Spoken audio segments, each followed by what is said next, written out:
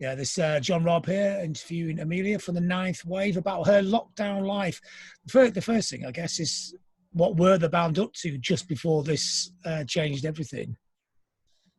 We were actually up in Great Bernera on Lewis, up in the Highlands, recording a body of work. And it was funny because when we were up there, there was all this stuff saying about how like Romania and all that had just started lockdown, and we were like, oh, that's ridiculous, like what's going on?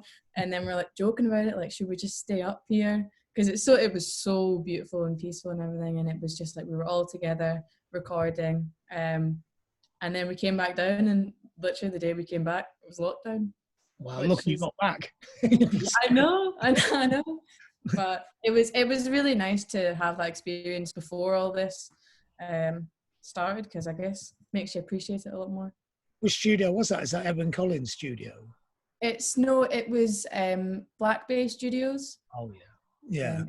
Really beautiful, lovely pianos and just like big open space. We went for like a run around the island every morning, clear the brain. It was nice. A dream, feels like a dream. And what were you doing there? Were you doing a whole album? No, we were just doing an EP. EP, yeah, we were up there with Faris Badwan from The Horrors and Max Hayes. So we've just had the best week had in a long time.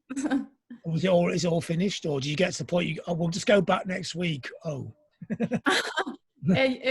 We were doing so much there that we didn't quite finish everything we wanted to, so we were doing bits and bobs in our own houses afterwards. So like Hayden did one of the songs on the EP mostly by himself, like basically in his flat, and then I recorded another song on the EP in this room, in my bedroom, during lockdown as well. So you can I think you'll definitely be able to hear how kind of isolated they all are, because they're very like stripped back and sound like they were recorded in a bedroom but mixed by one of the best producers.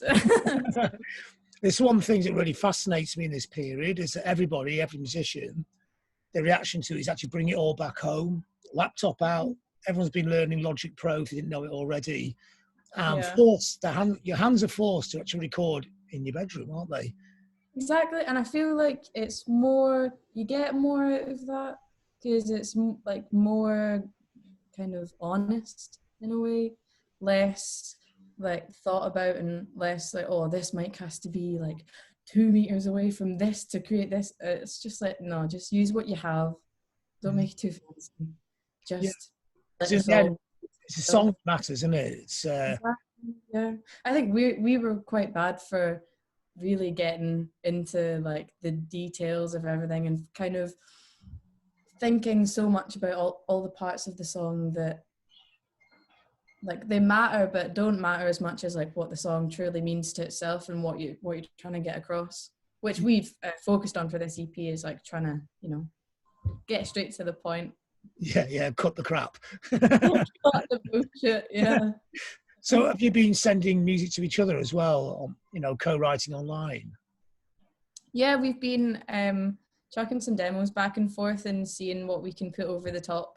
And I have to say it's difficult. It's not as easy as being in the same room as people. It's not the same kind of, because there's nothing to vibe off of once it's all in place and everything. But it's been an exciting, different thing to do, definitely. But it's definitely given me a lot more time to just like sit at the piano, and because there's no real rush to do anything, you get a lot more interesting ideas, I feel. Do you find the type of music you write changes as well? Does it sound more claustrophobic and introspective, or you've gone in the opposite direction, more widescreen and escaping? It has its moments. It's funny because Callum, our drummer and synth player, he has been throwing us some demos that have been very like kind of open and like twisting in places that you don't expect, and they're really creative. And I look at his and I'm like, wow, they're amazing. And then I listen to mine and they're all very like solemn and dry and like empty.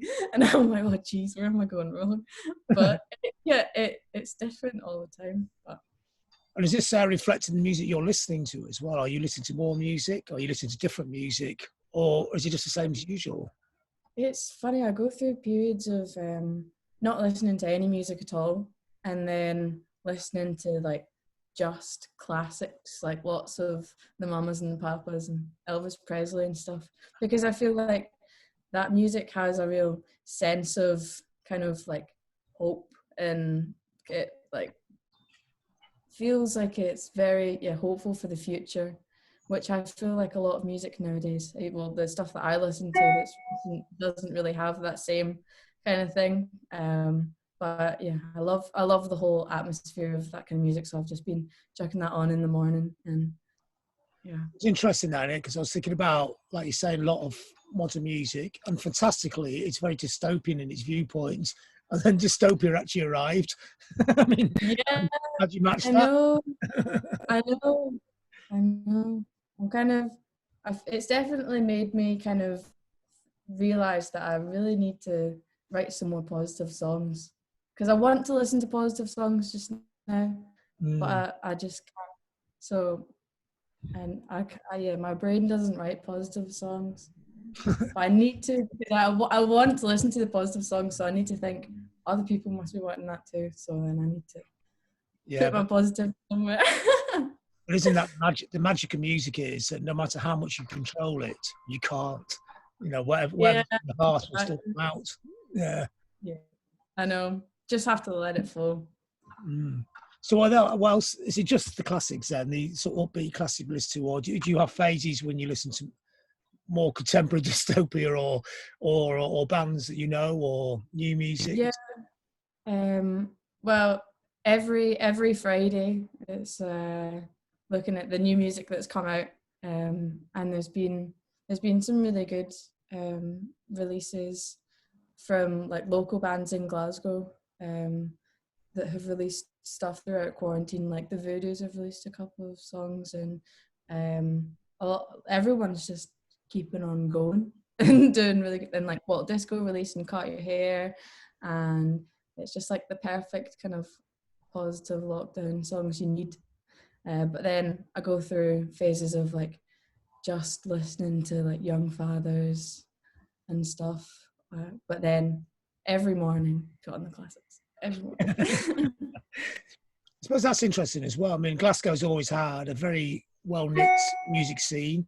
It's always been very aware of itself as being a music city. But in the situation we're in now, it doesn't really matter where we are. We're all just in these little rooms, aren't we? Go for a 1 hour walk or whatever. Yeah, Could be exactly. anywhere. Do you still feel a real sense of where you are? Or do you feel detached from where you are? Well, I feel Glasgow right now is a very different place to what it was previously, because I mean there's absolutely nobody about anywhere. Like you go, I mean, well, it's like slightly different this week because people are starting to kind of ease off a little bit. But beforehand, when it first started, you walk around and there'd be absolutely nobody there. And like when the whole nice thing about Glasgow is it feels like a community, and you feel like you know everybody, and you walk around and like are inspired by like everything you see is just lovely. But it's kind of strange because even though there's nobody there, like nothing else has changed. And I quite like that about Glasgow, because I feel like it will never change because it knows what it is. Yeah, So even though the people aren't in the streets right now, Glasgow still knows what it is. And I don't feel detached from it at all. Even I'm stuck inside this bloody scaffolding. yeah. But Do you live no. near the centre? Sorry? Do you live near the centre of the city? Yeah, I live in West End, so I'm surrounded by lots of amazing, different, like the cultural hub of Glasgow, I'd say. But yeah, there's a lot of shops shut down. Like just before the recession started, like the record shop around the corner from me shut down, and I thought that was bad enough. Like, I shut down for good, and then the lockdown happened, and then everything's shut. So I'm a bit like, oh, Yeah, just yeah. what I thought I could. Yeah, but the other side of this is going to be interesting. I mean, can you make plans? Do you make plans for the band? Do you think, well, maybe in the autumn we can go play gigs, but maybe not? Maybe I'm going to have to wait till spring, or? Well, it's difficult because aren't they saying live music isn't going to be available until like 2021? Is that not what they're saying now?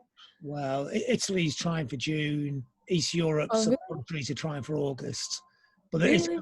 it's 20 people in a room that holds 200, and everybody on stage 10 feet apart. It's weird, but at least it's something. Yeah, that's true. Yeah. Well, I feel like with gigs, have they not introduced that rule that there's going to be like no crowd surfing and no moshing or anything at gigs anymore as well? I hope so, till it's safe. Yeah.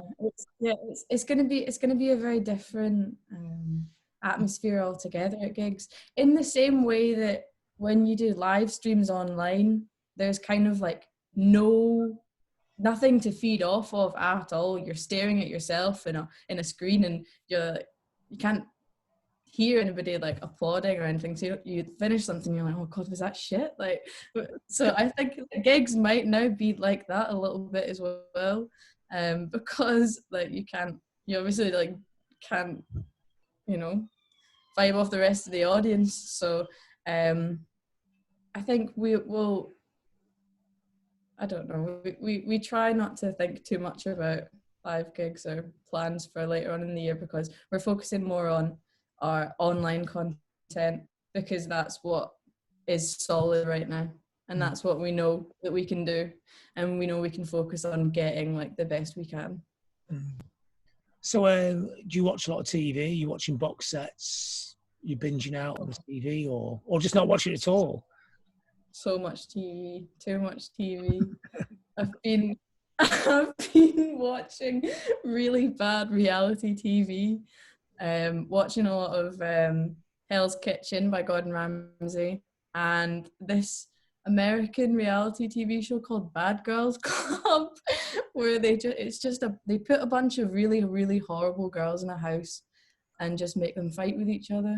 It's amazing. It's so terrible. But it's from like 2006. So it's like really trashy, early noughties reality TV. It's perfect for quarantine viewing. And there's like 17 series of it, so I'm just slowly making my way. So just like escape, really, just anything. Yeah. Escape the mundane times. Yeah. Yeah. Yeah. Are you reading much? Because some people are reading a lot, and some people say it's really hard to concentrate, even though we've got a lot of time to actually get one paragraph is really hard work. Yeah. I find it so difficult to focus, especially when you've got so much time. I find it really difficult to just like set aside time to read. But I've been working my way through Just Kids by Patti Smith for the second time, just because it's a nice book that I know I love, and I know that like it inspires me for all different reasons. So when I read that, as soon as I read that, I'm like, oh, I've got to go and do something that's like actually worthwhile, not just watching TV. And then you realise you can't do anything because you can't go out very long. Yeah, just sit at the piano a little bit more, see what I can come up with. So you talk about your website before, and so are you busy on the internet? I mean, is that something that's helping you get through the time? Yeah, definitely. So we've been working quite a lot on our like online supplements for the different songs on the EPs. So we've been making like little vignettes for each song, just like little like 30-second clips to kind of give an insight into our heads of what the songs mean and everything, and give more of a meaning to the songs for when they come out, rather than just like, well, here's the songs, think what you will. And stuff like that, so we've been sending them out via our mailing list and everything. which has been really fun because we've been filming little videos in flats and like in empty streets and stuff, which has been interesting. Got the brain working when there isn't much else to. So documenting these times, really. Yeah. So is that All the very empty. that part of the band that you it's like a world to go into, you know, if you're a fan.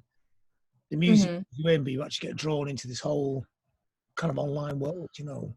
Yeah, definitely. And we've been sending out like physical mail outs as well to select like 35 people every month get these like physical things, and they change for every song. So the first one went out and Hayden had written like a story, like a short story to go with the song, and then that got sent out. But then some of them are like drawings, some of them are just what we kind of imagine the song to be as a thing, basically. Yeah. So that's been really good to do as well. So we've definitely been thinking of every way we can kind of convey the song to people when you don't have any live gigs or anything, because you need to get the emotion across somehow. If you can't do it on stage, then I guess we just send it to you in the post. So would you say, despite everything, this has been a very creative time? Yeah, definitely. I feel like it's almost made us more creative because you have to think outside the box. You can't just fall for the old tricks. You need to think, oh, what can I do that still gets the same point across, but in a different way, and not just do something else that's everybody else has done. So, okay, that's great. That's all it needs. Yeah. Yeah, so brilliant. Well, thanks for your time. Oh, thank you so much. Yeah, and hopefully I'll see you on the other side, whenever that's going to be.